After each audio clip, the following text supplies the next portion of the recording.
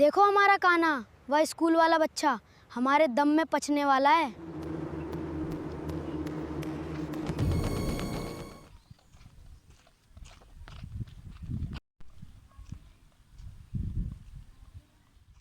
یہ دیکھو، یہ آدمی اسکول جا رہا ہے.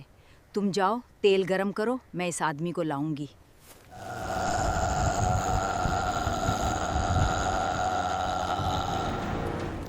ارے بچے جلدی آ جاؤ میرے ہاتھوں میں بھوک لگی ہوں، میں تمہیں کھاؤں گا.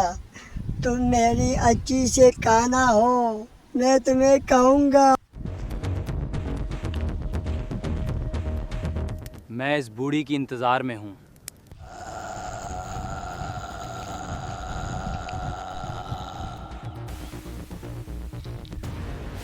میں بھوک لگی ہوں.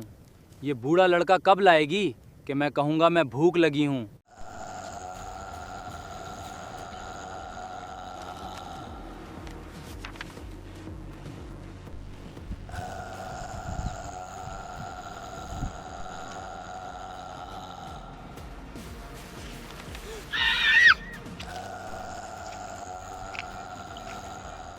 واہ بچہ، میرے ہاتھوں سے نکل گئی میرا کانہا.